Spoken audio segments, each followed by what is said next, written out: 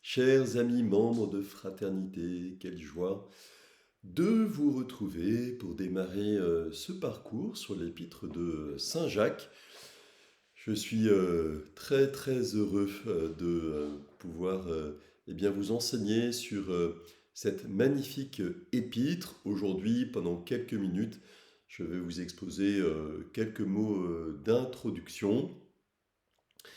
Et pour ceux qui ont déjà suivi le parcours sur Saint Marc, il est bon de se souvenir que Saint Marc nous enseigne à devenir des disciples missionnaires.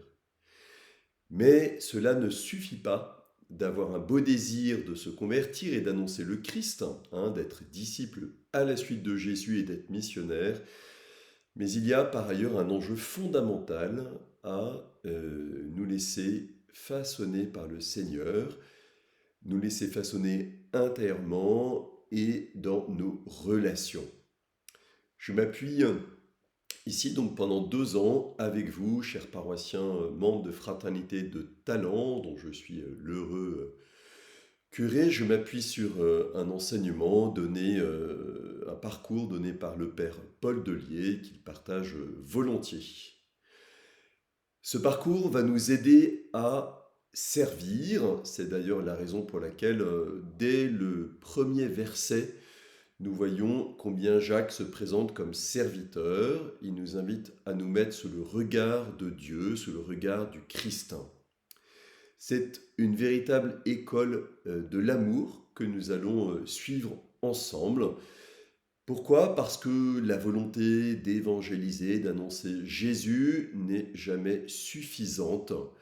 Nous voyons bien que parfois nous accompagnons des nouvelles personnes à l'Église et que certaines peuvent être un peu étonnées ou un peu choquées quand elles font le constat qu'il y a également dans l'Église des tensions et des divisions. Et oui, notre Église est sainte, mais elle est composée d'hommes et de femmes pécheurs qui ont sans cesse besoin de se convertir pour mieux vivre ensemble. Il faut bien reconnaître que dans l'Église, nous ne savons pas toujours comment bien vivre, comment bien résoudre nos conflits, comment aussi ne pas nous servir des autres pour notre propre bien personnel, comment apprendre à aimer en vérité. Vous connaissez ce psaume peut-être, amour et vérité se rencontrent, justice et paix s'embrassent. La charité a sans cesse besoin d'être renouvelée et d'être approfondie. Et puis, frères et sœurs, chers amis, lorsque nous regardons l'évangile de près, lorsque nous étudions l'évangile, en particulier celui de Saint Jean, nous voyons bien combien Jésus prie pour l'unité du corps entier.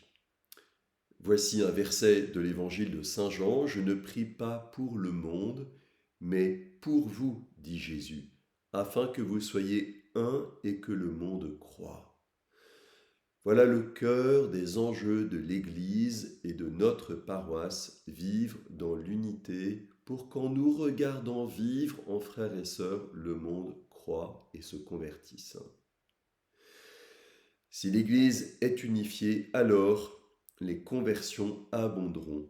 Alors que sinon, dans le cas contraire, si nous sommes divisés, il y a de vrais risques de contre-témoignages au sein de nos familles, de nos couples, de nos fraternités, de nos maisonnées, de nos équipes Notre-Dame, etc., et donc de nos paroisses et de nos associations. À chaque fois que nous nous réunissons, le Seigneur nous invite à vivre dans l'unité. Il ne s'agit pas pour nous de nous ressembler tous, d'être tous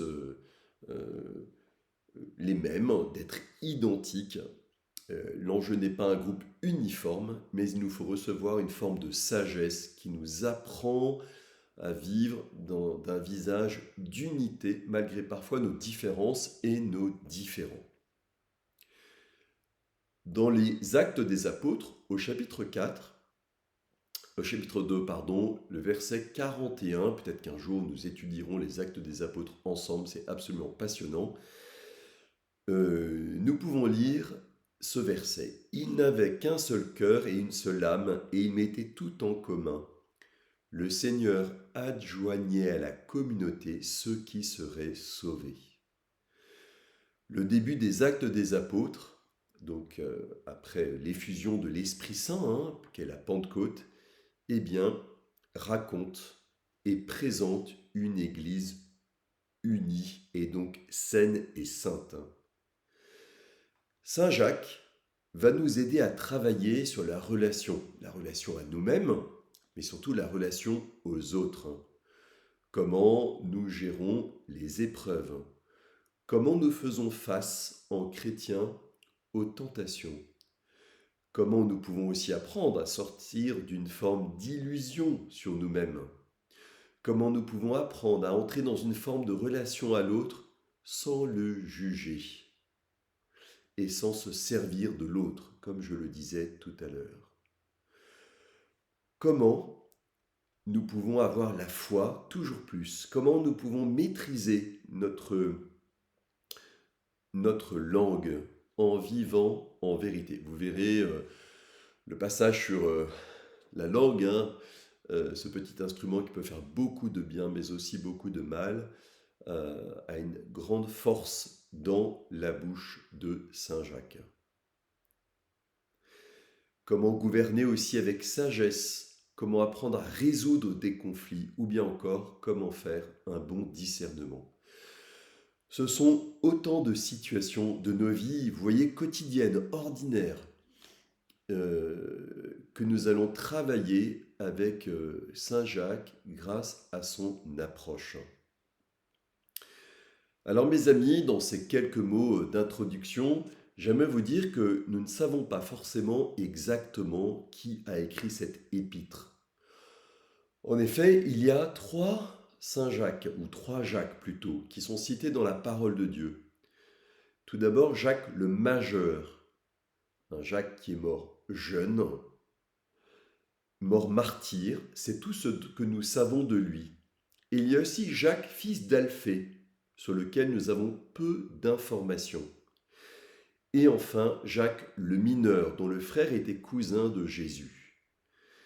Jacques le Mineur est sans doute celui qui a écrit cette épître pour la raison très simple que il était responsable d'une communauté ecclésiale et ce qu'il a écrit eh bien, donne un témoignage sur la foi, sur la façon de gouverner l'Église à son époque. Et c'est la raison pour laquelle nous pouvons imaginer que c'est ce Jacques-là qui est l'auteur de cette épître que nous allons lire et travailler ensemble. Alors il est vrai que ce parcours, cette épître, ne parle pas beaucoup du Christ, mais s'adresse plutôt à des gens qui ont choisi le Christ. Jacques va nous secouer. Jacques va nous secouer parce que s'il écrit cette lettre, c'est que la communauté à laquelle il appartient et qu'il essaye de gouverner n'est pas unie. Alors vous voyez bien que si Jacques nous exhorte à vivre dans l'unité notre communauté paroissiale et nos lieux de vie, eh bien c'est bien sûr pour nous rapprocher du Christ. C'est d'aller de découverte en découverte sur le visage du Christ pour mieux l'aimer, mieux le connaître et mieux le faire connaître. Car Saint Jacques, vous allez le voir, nous parle très clairement et parle très clairement à ses interlocuteurs de ceux qui ne sont pas matures dans la manière de vivre leur relation. Vous comprenez pourquoi j'ai commencé ces quelques mots en parlant de la relation et des relations les uns avec les autres. Il appelle ces paroissiens, on pourrait dire, à se comporter comme des adultes, non pas comme à des païens ou comme des païens qui chercheraient à amasser de l'argent ou bien qui vivraient leurs conflits, leurs épreuves ou bien leur discernement, non pas comme des hommes de foi, des hommes et des femmes de foi, mais comme des païens, en vivant la jalousie, etc. Alors, dans ces quelques minutes d'introduction, eh bien vous voyez, nous pouvons demander au Seigneur la grâce d'ouvrir notre cœur à un parcours qui, je le redis, va un peu nous bousculer, et moi aussi, en demandant à ce que cette parole, qui est parole de Dieu, eh bien, nous parle, qu'elle nous fasse bouger, que nous puissions reconnaître ce qui dans nos comportements n'est pas toujours ajusté et ce qui a besoin d'être remis droit dans l'axe du Seigneur. Jacques, je le disais tout à l'heure, eh bien, a donc compris que le sens de sa vie était de se mettre au service du Christ. Et c'est la raison pour laquelle, alors je vous ai donné qu'un seul verset à méditer cette fois-ci. On va prendre parfois plus, heureusement, de versets, mais là c'est juste une introduction. Et on peut demander cette grâce d'unité pour la paroisse, pour l'Église de manière générale, la grâce de plonger dans cet épître, et que le Seigneur va faire du neuf dans nos vies. Peut-être vous pouvez simplement partager. Alors, normalement, je dis toujours, on partage sur la parole de Dieu éclairée par l'Écriture. Je reconnais que dans cette introduction, je n'ai abordé qu'un seul verset. Bon, mais vous voyez, vous pouvez peut-être simplement partager l'état d'esprit avec lequel vous commencez ce parcours, vos attentes, peut-être vos craintes, vos espérances, ou bien ce que vous évoque ce premier verset de présentation de Jacques. Et j'aimerais aussi vous dire que régulièrement, donc j'enregistrerai la vidéo moi-même, et puis je puiserai sans doute, puisque ce parcours je l'ai donné dans mon ancienne paroisse, peut-être qu'à certains moments, je me permettrai de transférer, si je n'ai pas le temps d'en réenregistrer une, ou si je me dis que l'ancienne vidéo était déjà très très bien comme cela, je me permettrai de vous transmettre une vidéo, l'une ou l'autre vidéo du parcours enregistré il y a 3 ans. Donc ne soyez pas surpris de me voir avec 3 années plus jeune, c'est pas très important, mais je tenais vraiment à enregistrer cette première vidéo pour vous saluer, vous dire ma prière, me réjouir qu'il y ait plusieurs fraternités Saint-Jacques qui suivent ce beau parcours. Et puis nous avons prévu plusieurs choses cette année. En tout cas, vous me verrez régulièrement derrière votre écran, au moins. Bon partage, que Dieu vous bénisse et vous garde dans la paix et l'unité. Bonsoir.